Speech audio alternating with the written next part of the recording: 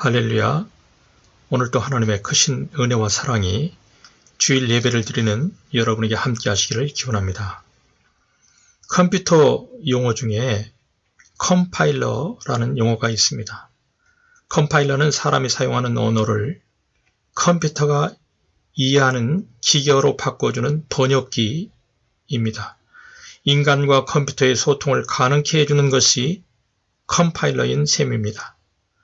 컴파일러 덕분에 인간은 컴퓨터를 활용해서 더욱 편리한 삶을 살아가고 있는 셈이죠. 우리는 이웃과 대화할 때 의사 전달을 쉽게 하기 위해서 비유를 사용하곤 합니다. 비유는 소통을 촉진시키는 일종의 컴파일러 같은 역할을 한다고 볼 수 있습니다. 예수님은 하늘의 진리를 땅의 말로 쉽게 전달하신 비유 활용의 대가가 되십니다. 예수님께서는 공생애 동안 메시지의 3분의 1 이상을 비유를 사용하여 교훈하셨습니다. 마태복음 13장에 보면 예수님께서 천국을 설명하실 때 7가지 비유를 사용하셨습니다. 비유는 어떤 현상이나 사물을 직접 설명하지 않고 다른 비슷한 현상이나 사물에 빗대서 설명하는 방법입니다. 비유를 사용하는 이유는 어떤 개념을 보다 쉽게 설명하기 위해서입니다. 헬라어로 비유는 옆에 나란히 두다라는 그런 의미를 가집니다. 잘 모르는 사물이나 개념도 옆에 도움되는 것을 두어서 설명하면 이해가 빨리 오는 법입니다. 예로서 우리말 중에 달덩이처럼 고운 얼굴이라는 비유적인 표현이 있습니다. 고운 얼굴 옆에 달덩이를 갖다 놓아 표현함으로써 고운 얼굴의 아름다움을 더욱 선명하고 구체적으로 묘사하는 것입니다. 예수님도 직유법으로 의식하는 자를 향한 회칠한 무덤이라고 말씀한 적이 있습니다. 속은 썩어 있는데 겉만 번지르르하게 꾸미는 가식적인 사람을 일컫는 말입니다. 어찌 보면 비유는 어려운 개념을 쉽게 들여다볼 수 있는 창문 같은 역할을 해줍니다. 창문을 열고 바라보면 그 안에 무엇이 있는지를 확실하게 알 수 있습니다. 그래서 비유를 사용하면 어려운 교훈도 잘못 해석하지 않고 쉽게 이해할 수 있는 것입니다. 비유에는 은유 형식의 비유도 있습니다. 예로서 우리말에 지렁이도 밟으면 꿈틀한다라는 말이 있습니다. 우리가 잘 아는 은유적인 비유입니다. 한국어 이해가 약한 사람은 이 문장이 무슨 의미인지 잘 모릅니다. 지렁이를 밟게 되면 꿈틀한다는 것을 문장 그대로 해석하고 그치게 됩니다. 그러나 한국어에 좀 익숙한 사람은 문맥에 숨어있는 은유적 의미까지 이해하게 됩니다. 즉 지렁이를 밟으면 꿈틀한다는 말은 아무리 보잘것없는 사람일지라도 지나치게 억누르면 반항한다는 뜻을 암시하는 은유라는 것을 알게 되는 것입니다. 성경에서 우리는 예수님께서 사용하신 은유적 표현을 쉽게 찾아볼 수 있습니다. 마태복음 23장 24절에서 바리새인들을 향해서 예수님께서는 하루살이는 걸러내고 낙타는 삼키는구나 이렇게 말씀하셨습니다. 하루살이 벌레는 걸러내고 큰 동물인 낙타를 삼킨다는 것은 은유적인 표현입니다. 즉 하기 쉬운 일에는 생색을 내며 자랑하고 어려운 일에 대해서는 모른 척하여 책임을 회피하는 당시의 위선적인 종교 지도자들을 향한 쓴소리를 한 것입니다. 은유적 표현은 문맥을 통해서 교훈을 암시하기 때문에 그 의미가 쉽게 드러나지 않습니다. 그래서 은유적인 비유는 문장은 보이지만 관심을 가지지 않고 보는 사람에게 그 뜻은 감춰진 비밀입니다. 창문이 있긴 하지만 관심을 갖지 않는 자에게는 그 창문은 닫혀있는 셈인 것이죠. 마음이 닫혀있는 자에게는 은유적 비유는 보고 들어도 무슨 뜻인지 모르는 것입니다. 그래서 비유는 이중적인 속성을 가진다고 볼 수 있습니다. 비유는 듣는 사람의 태도에 따라서 열린 창문이 될 수 있고 닫힌 창문이 될 수 있습니다. 예수님께서는 천국을 설명하실 때 비유로 말씀하신 이유를 두 가지로 말씀하셨습니다.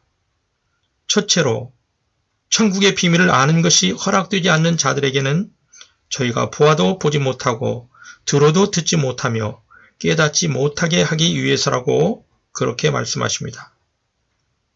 둘째로 예수님께서는 비유로 말씀하시는 이유를 창세부터 감추인 것을 드러내기 위한 것이라고 말씀하셨습니다. 이처럼 예수님이 비유로 말씀하신 두 가지 이유는 얼핏 보면은 상호 모순되는 것처럼 보입니다.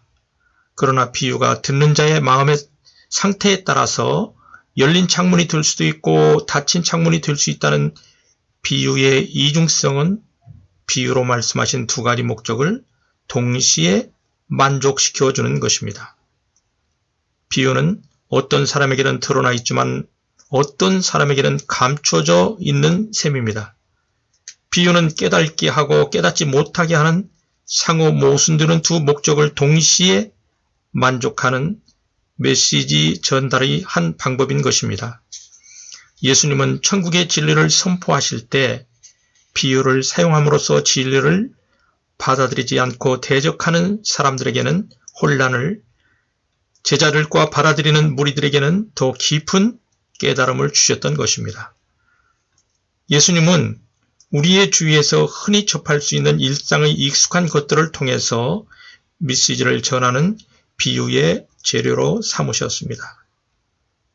공중에 나는 새, 들의 풀, 농사짓는 농부, 포도나무, 밭과 들, 씨앗, 곡식이나 밀가루, 소금과 빛, 신랑과 신부, 등불 등 우리 일상에서 쉽게 볼 수 있는 것들을 소재로 삼아서 하늘의 이야기를 쉽고도 확실하게 전달하셨습니다. 저는 오늘 예수님의 겨자씨 비유를 통해 천국이 어떻게 진행되는지 그 특징을 살펴보며 여러분과 함께 은혜를 나누고자 합니다. 첫째로 천국은 아주 작게 시작되는 특징을 가집니다. 예수님은 본문에서 천국을 밭에 심은 겨자씨 하나를 같다는 은유적 표현을 하셨습니다. 그 말은 언뜻 봐서는 그 의미가 드러나지 않습니다. 본문에서 겨자씨는 모든 씨보다 작은 것으로 그렇게 묘사되고 있습니다. 이스라엘의 겨자씨는 지름이 1에서 2mm 정도 되며 한국의 유채씨와 비슷하다고 합니다. 예수님 당시 유대인들은 작은 것을 설명할 때 겨자씨에 빗대어 말하곤 하였습니다. 예수님께서도 겨자씨가 작다는 것을 당시 사람들이 말하는 방식을 인용해서 말씀하신 것입니다. 농부가 밭에다 심은 겨자씨는 호두나 수박씨처럼 크지 않는 아주 작은 씨입니다. 겨자씨 한 알은 너무 작아서 손으로 짚기조차 어렵습니다. 너무나 미미한 그 겨자씨를 농부가 자기 밭에 가져다 심었습니다. 너무 작은 씨를 심었기에 다른 사람이 볼 때 이 농부의 밭에서 어떤 일이 일어났는지 아무도 알 수 없습니다. 농부가 밭에다 큰 나무를 심은 것도 아니고 또 부가가치가 높은 작물을 심은 것도 아니기 때문에 주위에서 아무도 관심을 갖지 않습니다. 이렇게 하나님의 나라는 사람들의 관심과 이목도 끌지 못하는 가운데 시작됩니다. 작은 겨자씨를 밭에 심듯이 하나님 나라의 시작은 요란하지 않습니다. 하나님의 나라는 미미하게 시작되기 때문에 그 시작점이 전혀 보이지 않습니다. 언제 그런 일들이 일어났는지도 모르게 하나님의 나라는 소리 없이 시작되는 것입니다. 농부가 미미한 겨자씨를 심듯이 다른 사람 보기에는 보잘것없이 시작됩니다. 너무나도 작은 것으로 출발하기 때문에 사람들이 눈치채기도 어렵습니다. 우리는 세상에서 숫자가 많고 크기가 커야만 힘이 있다고 생각하는 그런 경향들을 가지고 있습니다. 그러나 하나님의 나라는 그렇지 않습니다. 세상에서는 사람들이 큰 것과 시끄럽고 요란스럽고 화려한 것에 관심과 시선을 줍니다. 그러나 거기에는 하나님의 나라가 시작될 가능성은 많지 않습니다. 사람의 눈을 끌어당기고 현혹시키는 그 화려함 속에는 천국이 아닌 인본주의적 요소가 많기 때문입니다. 하나님 나라를 이 땅에 도래시킨 예수님은 이 세상에 오실 때 화려한 왕실의 궁전에서 태어나지 않으셨습니다. 예수님이 태어난 곳은 사람들이 관심도 주지 않았던 작은 마을 베들레헴의 초라한 마구간이었습니다. 예수님의 제자들을 봐도 학식이나 권력 있는 자들이 아닌 갈릴리의 어부 출신들이 많았습니다. 예수님 당시 헤롯 정권의 조직이나 사내들인 의회에 비하면 겨자씨같이 작은 자들이었습니다. 예수님이 갈릴리 어부들을 제자로 삼아서 하나님 나라 일을 시작할 때에 누가 그것을 관심이나 갖고 보았겠습니까? 그런데 시간이 지나면서 이 겨자씨 같은 작은 자들을 통해서 천국이 자라나기 시작했습니다. 아무도 그들을 주목하지 않았지만 그들을 통해서 천국 복음이 확산되기 시작했던 것입니다. 사랑하는 여러분, 예수님과 제자들이 전하는 천국 복음이 시간이 지날수록 점점 성장했는데 그 이유가 무엇일까요? 겨자씨 안에 생명이 있듯이 예수님의 천국 복음 안에 영혼을 살리는 생명이 있었기 때문이죠. 성장을 하고 못 성장하고는 그 안에 생명이 있느냐 없느냐에 따라서 결정이 됩니다. 여러분, 겨자씨를 심은 그 옆에 금덩어리 하나를 갖다 물었다고 가정해 봐요. 금덩어리는 아주 귀하고 값비싼 것이지만 성장할 수가 없습니다. 그 안에 생명이 없기 때문이죠. 세상에서 인기가 있고 값비싼 것이 천국 생명을 갖는 것이 아니라는 것입니다. 여러분, 심는 것과 묻는 것은 다른 것입니다. 둘 다 감춰지는 것은 같을지라도 심는 것은 미래가 있고 성장이 있지만 묻는 것은 미래도 없고 성장도 없습니다. 심는 것은 죽은 것 같지만 때가 되면 싹을 틔워서 더 많은 열매를 맺게 됩니다.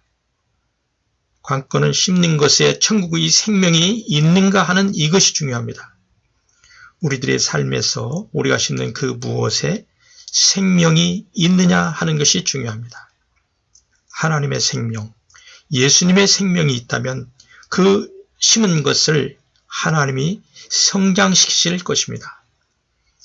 천국의 생명이 있는 것이면 지금은 작고 보잘것없어 보이지만 반드시 그것은 자라게 되어 있습니다. 그렇기 때문에 생명 있는 것은 시시해 보인다 할지라도 심을 가치가 있는 것입니다. 사랑하는 여러분, 천국을 위해서 심는 우리의 수고가 겨자씨처럼 작아서 남의 눈에 잘 안 띌 수도 있습니다. 그러나 천국을 위한 수고가 너무 작다고 낙심하지 말기 바랍니다. 천국 복음을 위한 작은 수고에 기도가 담겨 있고 하나님을 향한 열망이 담겨 있다면 결코 작은 것이 아닙니다. 그 천국을 위한 수고를 남들은 보지 못하고 알아주지 않는다 해도 하나님이 그 사랑의 수고를 알아주시고 행한 대로 갚아주심을 믿으시기 바랍니다. 사람의 눈에는 겨자씨가 작게 보일지 모르지만 하나님의 은혜를 내려주시면 크게 성장하고 큰 역사를 만들어내는 것입니다. 사랑하는 여러분, 여러분 중에 혹시 자신을 겨자씨처럼 별것 아닌 존재로 생각하는 분이 있습니까? 그럼에도 불구하고 주님을 의지하며 오늘도 묵묵히 천국의 작은 씨를 그 어딘가에 심고 있을 때 하나님의 나라는 이미 그 속에서 시작된 것입니다. 나의 수고를 누가 알아주지 않는다 할지라도 외로워하지 마시기 바랍니다. 하나님께서 천국을 위해 수고하는 여러분들과 함께 하시고 동행해 주심을 믿으시기 바랍니다. 두 번째로 천국은 기다림과 인내를 통해서 자라는 특징이 있습니다.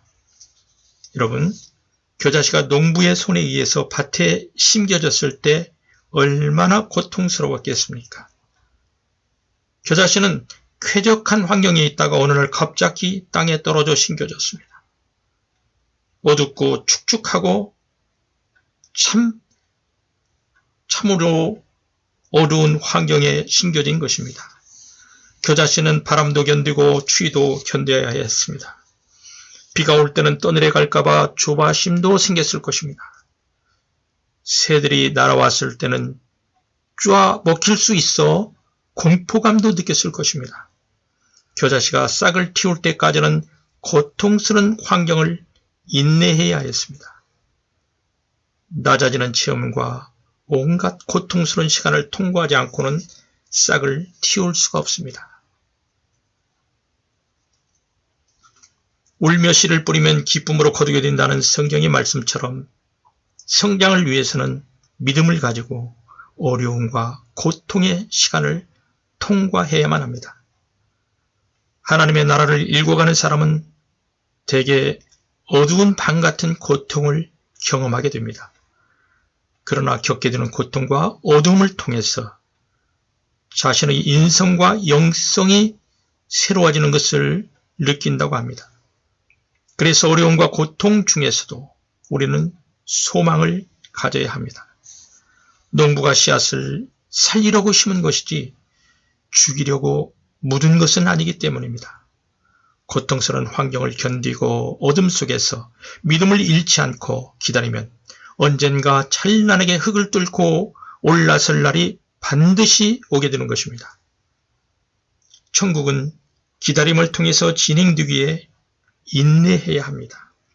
그래서 하나님은 잘난 사람보다 잘 기다리는 사람을 쓰시고 은혜를 베푸십니다. 아브라함은 하나님이 약속하신 자손을 얻기까지 25년을 기다렸습니다. 요셉은 형들의 질투로 애굽에 팔렸지만은 총리가 되기까지 애굽에서 종으로 억울한 감옥 생활을 하며 13년을 기다렸습니다. 모세는 이스라엘 민족을 이끄는 지도자가 되기까지 광야에서 양을 치면서 40년을 기다렸습니다.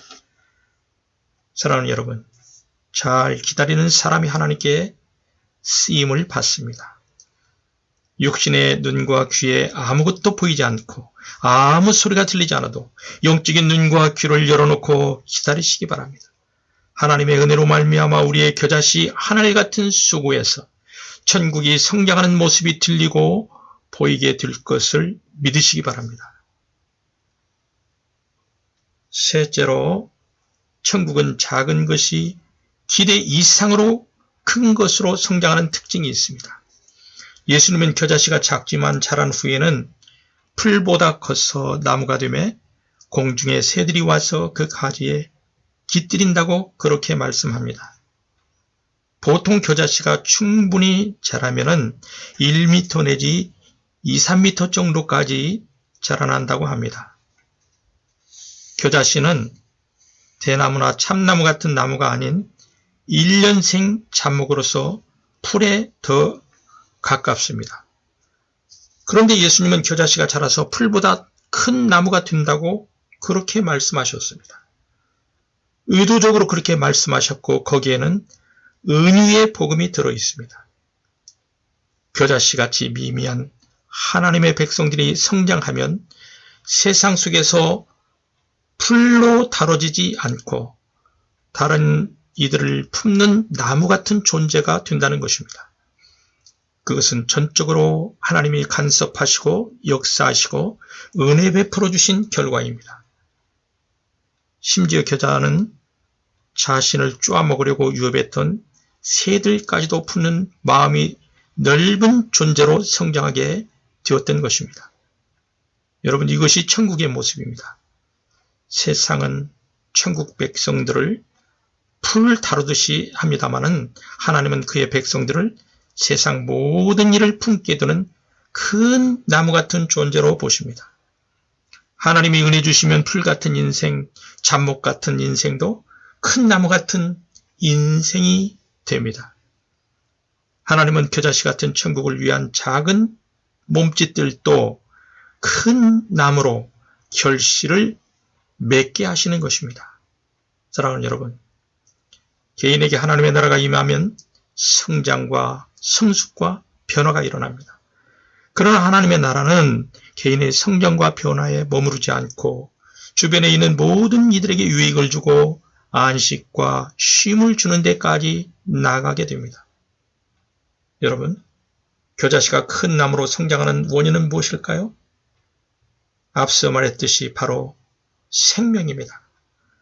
생명의 힘이란 그 무엇으로도 막을 수 없습니다. 생명은 무거운 흙을 뚫고 위로 솟아오르는 힘이 있습니다. 바위의 틈 사이로 뚫고 올라옵니다. 생명은 가만히 있지 않습니다. 천국 복음에는 부활의 생명이 꿈틀거리고 있기에 확장되고 성장해 가는 것입니다. 땅 위에서 처음으로 하나님 나라의 복음을 선포하신 분은 바로 예수님이십니다. 예수님은 천국 복음을 유대 땅에 선포하셨습니다. 처음에 미미한 예수님의 천국 복음은 겨자씨가 자라듯 전 세계로 확대되었습니다. 12제자에게서 120문도로 3,000명의 제자로 5,000명으로 유대와 사마리아와 그리고 로마와 영국으로 미국으로 흘러가고 우리나라에게까지 또 전 세계로 퍼져나가 많은 영혼들이 주님의 품에 돌아오는 역사가 일어났습니다. 지금부터 136년 전 1885년 4월 5일에 미국의 개신교 선교사인 언더우드와 아펜셀러가 20대의 젊은 나이에 척박한 조선 땅 우리나라 인천 제물포항에 입국하여 천국 복음을 전하기 시작하였습니다. 그분들이 한국 땅에 심은 천국 복음은 싹을 틔우고 그동안 큰 나무로 성장했습니다. 오늘날 한국의 교회는 5만 교회, 1,000만 성도로 성장했고 한국에는 세계에서 가장 큰 교회가 생기고 2만 7천여 명의 선교사를 세계에 파송하는 큰 선교나무로 성장했습니다. 여러분, 소리 없이 자신을 부인하고 복음을 위해 십자가를 질 때 하나님의 나라가 이 땅에 확장됩니다. 요즘에는 말의 전도보다 행함의 전도가 더욱 더 중요합니다. 행동하는 믿음이 믿음의 공동체가 성장하는 참된 힘이 듭니다. 교회는 예수님을 주는 그리스도시요 살아계신 하나님의 아들로 고백하는 믿음 위에 세워진 믿음의 공동체입니다. 십자가와 부활의 복음을 믿으며 행동하는 믿음이 교회 성장의 동력입니다. 교회는 보다 많은 생명을 품고 나누고 선교하는 일에 힘쓸 때 성장하게 됩니다. 섬김과 나눔을 통해 많은 사람들을 기쁘게 하는 것처럼 행복한 삶은 없습니다. 우리만 생각하지 말고 이웃과 다음 세대를 생각하며 믿음으로 천국을 심는 여러분 되시길 바랍니다. 여러분, 매주 코로나 상황 가운데서도 비대면 예배에 참석하며 하나님께 영광 돌리는 그 일, 그리고 매일 큐티를 하면서 하나님의 말씀대로 살고자 노력하는 그 일, 돌아오지 않는 영혼과 잃어버린 영혼들을 위해서 안타까워하면서 애타는 심정으로 주님 앞에 기도하는 그 일, 하나님이 부르신 소매의 끈을 붙잡고 씨름하며 수고하는 그 일, 이런 일들 모두 자신의 인생의 밭에 천국의 겨자씨 하나를 심는 일들과 같은 일들입니다. 여러분의 믿음의 행동이 무슨 의미 있는 결과를 만들어낼 수 있을까 의심하지 않기를 바랍니다. 믿음은 바라는 것들의 실상이라고 성경은 말하고 있습니다. 천국의 씨앗을 심고 하나님을 향한 간절한 믿음이 있다면 이러한 수고들이 반드시 뿌리를 내리고 가지를 뻗어서 많은 열매를 맺게 될 것입니다. 아무도 그것을 기억해 주지 않고 주목해 주지 않을지라도 자라난 후에는 풀보다 커서 나무가 되는 날이 반드시 올 것입니다. 천국의 작은 씨를 심는 그곳에 하나님의 시선이 항상 머물러 계심을 잊지 않기를 바랍니다. 여러분이 심는 천국의 작은 수고를 하나님께서 은혜와 섭리 가운데 큰 나무로 자라게 하여 주실 줄 믿으며 믿음의 수고를 지속하는 여러분 되시기를 축원합니다. 기도하겠습니다. 사랑해 주님, 밭에 심겨진 작은 겨자씨가 싹을 틔우고 큰 나무로 자라는 새들이 깃들이듯이 심겨지는 천국 복음이 크게 성장하게 됨을 깨닫게 하심을 감사드립니다. 바라오기는 겨자씨같이 작은 수고일지라도 포기하지 않고 천국 복음을 믿음으로 심는 저희 모두가 되게 하여 주시옵소서. 감사드리며 예수님의 이름으로 기도하옵나이다. 아멘.